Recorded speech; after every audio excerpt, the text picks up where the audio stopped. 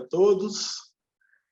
É uma satisfação muito grande estarmos aqui para iniciar esse evento de educação médica continuada, em que vamos falar de um dos derivados de cannabis, o canabidiol, e mais especificamente vamos focar a sua utilização nas doenças neurológicas. Eu sou Carlos Paris, sou anfitrião e vou buscar facilitar que esse evento possa transcorrer da melhor forma possível. Indo diretamente ao nosso tema, à guisa de introdução, recentemente nós fizemos um levantamento bibliográfico onde encontramos cerca de 4.500 artigos em relação ao ativo que vamos falar hoje, o canabidiol, sendo que 4.200 desses artigos são escritos em língua inglesa e 3.500 foram publicados nos últimos 10 anos e 2.900, ou seja, 70%, nos últimos 5 anos, o que mostra com clareza de que esse composto e as suas possibilidades clínicas ganham grande interesse do ponto de vista científico. Em termos de indicações, o canabidiol apresenta um volume bastante grande, mas as principais que nós encontramos e que têm uma documentação mais robusta são as epilepsias refratárias, as doenças que apresentam como um dos seus aspectos os espasmos, como o caso de esclerose múltipla, esclerose lateral amiotrófica e mesmo pacientes pós-acidente vascular cerebral. Os quadros de dores crônicas, e aí nós temos tanto as dores neuropáticas quanto as dores nociceptivas, e aqui entram os quadros reumáticos crônicos, fibromialgia e quadros afins. Os transtornos mentais, como é o caso dos transtornos de ansiedade, tanto generalizada quanto social, quanto por estresse pós-traumático, quadros de transtornos mentais levando à psicose, como esquizofrenia, e mesmo depressão. E, mais recentemente, tem-se ampliado muito a sua utilização no campo oncológico, em especial na área de cuidados paliativos.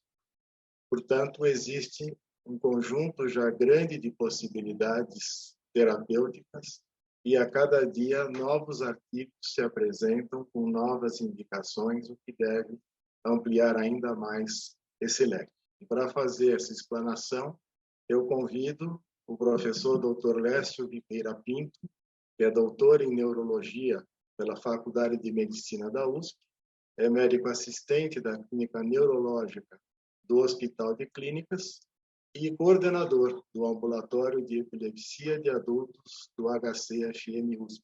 Então, doutor Lécio, consigo a palavra. Eu queria agradecer o convite da Adriana e o Carlos como anfitrião hoje, nessa noite, e a todos os colegas. Eu vi alguns nomes aí conhecidos que disponibilizaram um tempo para assistir. A ideia, eu vou falar sobre canabidiol, mas enfocando aspectos neurológicos, não porque eu não reconheça que, do ponto de vista psiquiátrico, existam indicações interessantes, mas porque eu resolvi ficar no meu quadrado, entendeu? Como neurologista, de falar de neurologia e não falar de assuntos psiquiátricos. A gente pode bater um papo sobre isso depois, de alguns aspectos. Sem alongar muito, eu vou botar minha aula.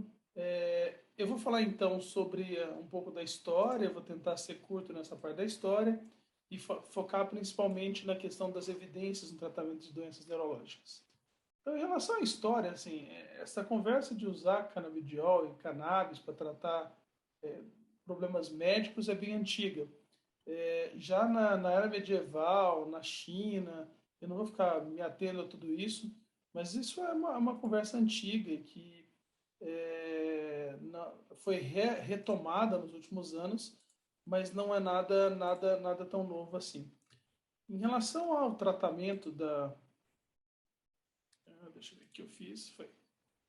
Em relação a essa retomada, essa volta, reascensão da conversa sobre o papel da cannabis, seus compostos para tratar várias desordens, eu acho que esse artigo é um ponto importante nessa história. Em 1992, Devane e colaboradores publicaram na Science a estrutura desse ligante, que é a anandamida, que se conectava ao receptor canabinoide. E aí vem a ideia de que existe um sistema endocannabinoide, com esses receptores CB1 e CB2, CB1 principalmente no cérebro, CB2 no sistema imunomatopoético. E aí, se a gente tem receptores para canabinoides, potencialmente usar essas substâncias poderiam ser benéficas para a saúde, para tratar algumas condições. Foram descobertos alguns ligantes endógenos, que é a anandamida que eu falei, o 2-arquidonilglicerol, e aí que a gente começa a ganhar conteúdo científico maior para discutir esse assunto. O THC se liga aos receptores CB1 e CB2, mas, apesar dessa descoberta, o CBD, que muito se fala para tratar várias condições, não ativa os receptores canabinoides. E aí começa um dos pontos que é uma das discussões em relação ao tratamento. Como é que o canabidiol funciona? Tem todas essas potenciais mecanismos de ação, né? Você assusta olhando isso tudo. Provavelmente, pelo menos para a epilepsia, a evidência atual é que a sinalização para esse receptor transitório do amiloide tipo 1 parece ser o que faz a mediação do efeito anticonvulsivante. Para outras condições, isso não é tão claro assim. E aí, o sistema endocannabinoide vai regular a estabilidade cortical, receptores e concentrações estão modificados em crises epiléticas, então tem evidência indireta de que isso está alterado na epilepsia, e a modulação desse sistema alterando a atividade epileptiforme em modelos in vitro e in vivo. Então foram aparecendo cada vez mais evidências do papel e do uso dessa substância. Então, na cannabis, você vai ter várias substâncias, mas principalmente canabidiol e THC. E quem isolou isso foi o Dr. Rafael Mecholan, é uma pessoa importante nessa área da descoberta. Eu tive o prazer de ouvir ele falar no Congresso Europeu de Epilepsia. É bem interessante a história toda do isolamento, dessas descobertas. Mas não tem só isso na cannabis. Você tem mais de 545 compostos, mais de 100 substâncias seriam os fitocannabinoides. O canabidiol e o THC são fitocannabinoides, são canabinoides derivados da planta, né? Você pode sintetizar também.